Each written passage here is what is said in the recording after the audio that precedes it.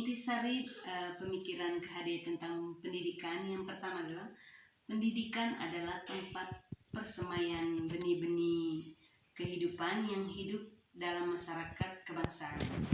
Yang kedua, pendidikan menjadi landasan pembentukan peradaban bangsa.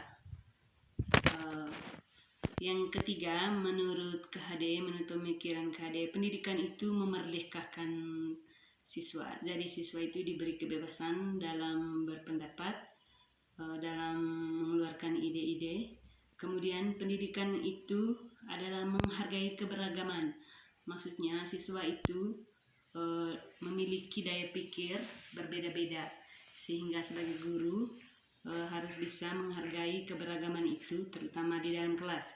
Yang ketiga, pendidikan juga itu harus memanusiakan manusia.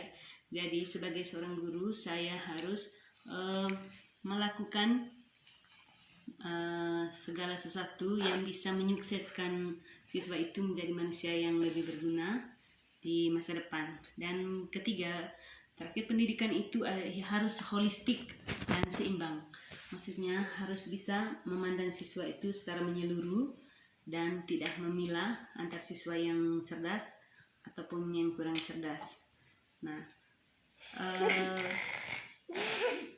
yang kedua, jika dikaitkan dengan pemikiran KHD, saya dikaitkan sebagai seorang guru, maka sebagai seorang guru saya harus menjadi sumbu yang kekal yang bisa menggerakkan daya pikir siswa untuk berpikir lebih maju lagi, dan kemudian saya bisa membawa perubahan dalam diri siswa untuk belajar lebih giat dan memotivasi mereka agar pembelajaran itu membebaskan, memerdekakan diri, bukan untuk menjadi sesuatu yang harus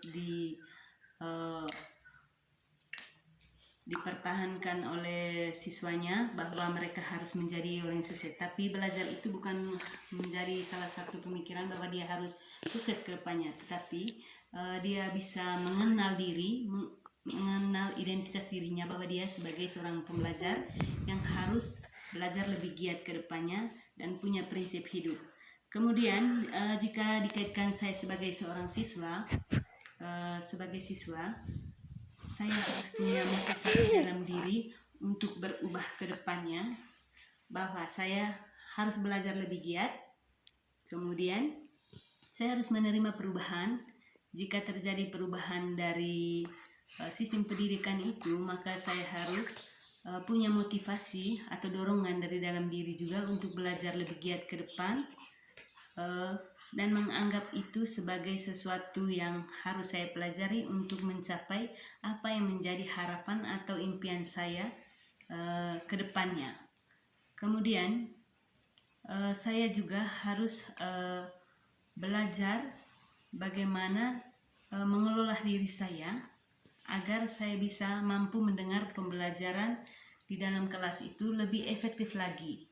Dan saya tidak ingin dikekang, tapi saya bisa menganggap guru saya itu sebagai partner di dalam kelas.